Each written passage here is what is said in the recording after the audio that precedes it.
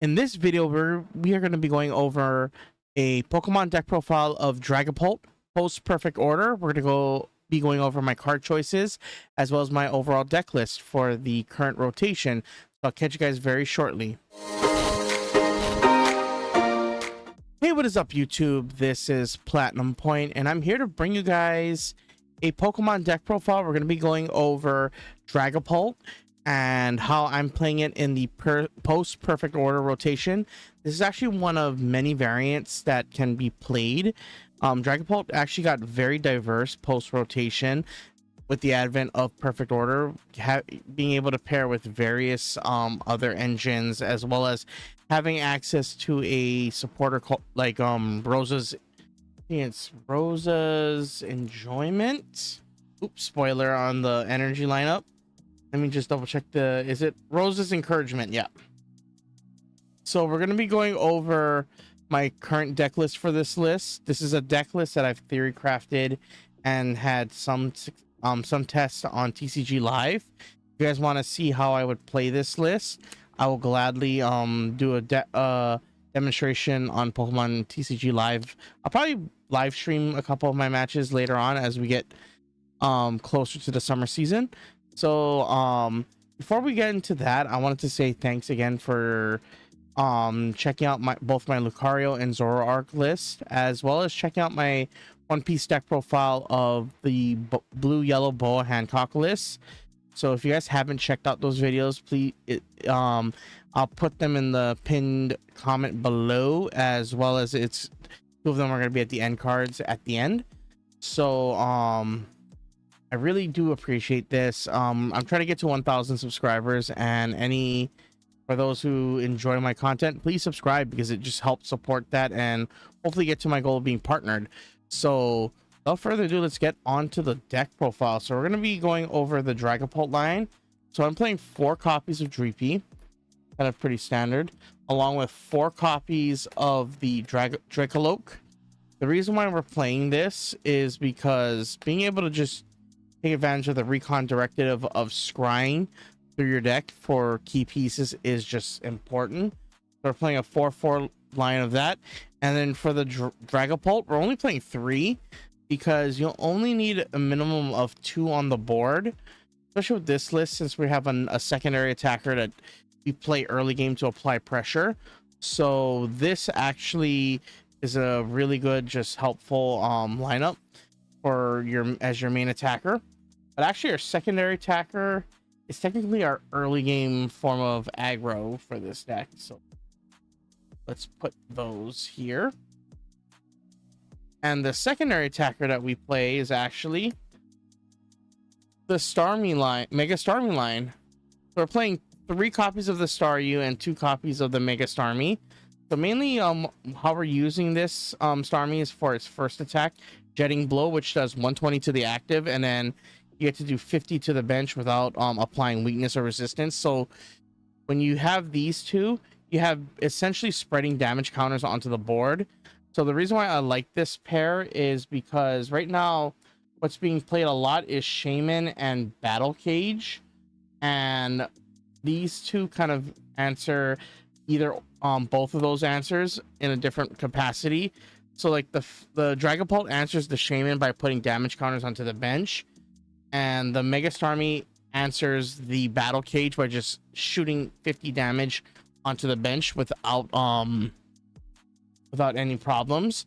And we're playing this lineup, so that means we're also sacrificing the need for Monkey Dory, which is really fine. I know some builds of this variant do find a way to run it, but in my testing I found that just taking out the Monkey Dory and going this line is a lot more consistent, and it allows you to add in more resources that kind of flow with this energy lineup, since we're essentially running Psychic, Fire, and Water. So I wanted to kind of keep that line of energy composition in mind when I built this list, and so far it's been actually doing really well in testing. And then continuing on with our deck Pokemon, we play 1 Pheasantipity, very obvious. We play 1 Lily's Clefairy, and this is just a tech for both the mirror match as well as for Lucario. And then since we're playing water energy, we have access to Wellspring Mask Ogerpon, which is a really good corner Pokemon that we can use. We can just sob and then lock a Pokemon onto the active until when we decide to deal with it. So we play that's it for our EXs. Then we play one Badoo, which is obvious, you need it for the Itchy Pollen.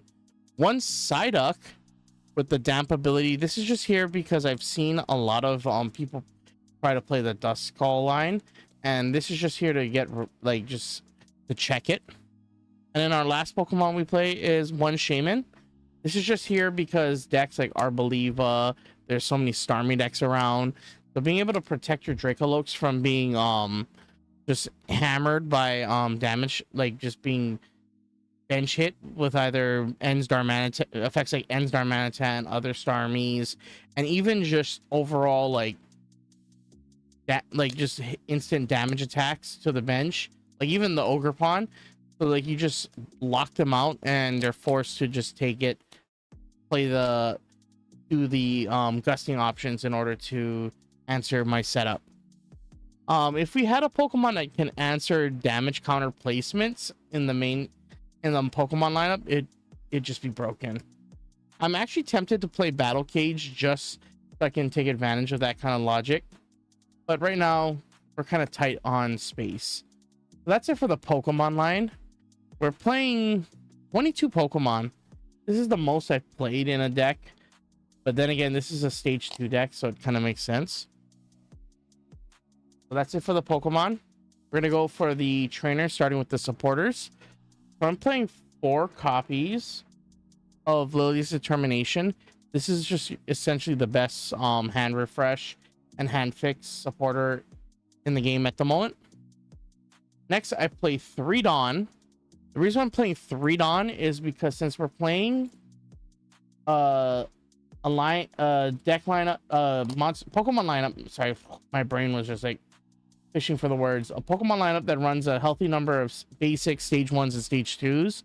This helps you consistently get your key pieces without having to rely on Ultra Ball, or essentially just Ultra Ball and any items that help you search your deck, because since Badoo is being played a lot, you need some way to kind of dig through your deck, and Dawn is such a helpful tool.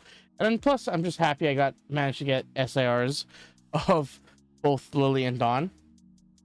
Next, we play 3 Boss's Orders, kind of just a standard. I played 2 Crispin and 1 Rose's Encouragement. I do happen to have an SIR of it, but I don't want to run it because it's a collection copy. So we're playing 1. What Rosa does is basically you can only activate this if you have more prizes remaining than your opponent, and then if you're then you can attach up to 2 energy Pokemon from your discard pile to a stage 2. This is here to help load up the Dragapult if they take early game prize and you're trying to quickly energy up in order to either trade blows or close the game out. Because if your opponent has, let's say, 1 prize remaining and you just need to take a 2 prize knockout, Rose's Encouragement helps you kind of close that gap really easy. So we're playing 13 supporters. Pretty standard there. Next for the items, we play 4 Buddy Buddy Poffin, 4 Pokepad, and 2 copies of Ultra Ball. So these are just your main consistency items. The reason normally I would play like 3 or 4 Ultra Ball in this list since it's so EX and stage 2 reliant, but because we have a Pokemon like Dracoloak that allows you to essentially draw an additional card from your deck while also like checking the top 2, you essentially get to thin your deck out by the top of your deck by 2 cards. So you're going to consistently get your stage 1 stage 2s, and with Dawn it helps that. So I decided it was okay to cut this down to 2 in order to fit room for other things. So that's it for our searcher items. Next we play 2 copies of Night Stretcher, and then my A spec of choice is actually Unfair Stamp. And the reason why I'm playing this is since we're a stage 2 deck, it's very often the best strategy against a stage 2 deck is to knock out their key pieces at their key stage, like cut off their stage 2 line by knocking them out in the early game. And Unfair Stamp kind of puts my opponent in awkward states by punishing them for taking the early knockout, as well as it's just an easy form of hand disruption when they are ahead in the prize trade. So that's it for the items. For tools, we play 2 copies of Air Balloon. This is just here for the Starmie and also any Pokemon that we need to get out of the active, but mainly Starmie, since Starmie has a free cost of 2, and we don't want to be able to pivot out of the Starmie when it's time to attack with the Dragapult. And sometimes that's even better. Sometimes you just attack 1 or 2 turns with the Starmie depending on the board state, and then switch into Dragapult to just clean up the board. So we play 2 Air Balloon to help facilitate that. And then the only stadium that we're playing, because we're playing an ample amount of Terra Pokemon and we want to like have a bigger board state, is 2 copies of Area Zero Under Deaths. And since Terra's there, we just increase our bench to 8, which is really nice. And for energy count, we play 3 Fire, 3 Psychic, and 2 Water. So overall, I like this deck. It's a really fun deck. And if you guys want to try out a version of Dragapult that uses Mega Evolution, like uses Mega Evolution Pokemon as a build, I would totally recommend this version. As honestly, I feel like Mega Starmie was a partner that fits really well with Pokemon like Dragapult. Mega Starmie also fits well with Frostlass, as well as I feel like it also fits well with Greninja depending on the list. But for like price Chaos Rising, I feel like Dragapult is the best partner for Starmie, because not only do you get to take advantage of the consistency that Dracolope gives you with Recon Directive, but you get to take advantage of like just being able to use supporters like Crispin and being able to just spread damage out, that they just help support each other overall.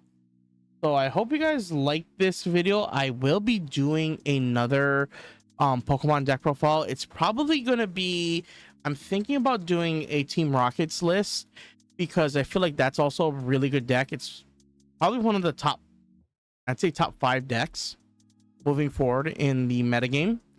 So I hope you guys stay tuned for that. I will be doing I'm thinking about doing a Joltik box list as well, so you guys can see what I'm playing for that list, for that deck, because I feel like that deck is really good.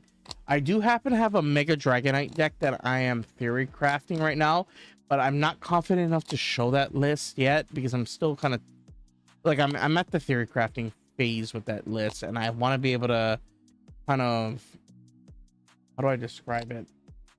I want to be able to to showcase that deck in a much more well-developed manner, and I feel like right now it's in kind of just the planning phase, is in the theory phase, so I won't be showcasing that one.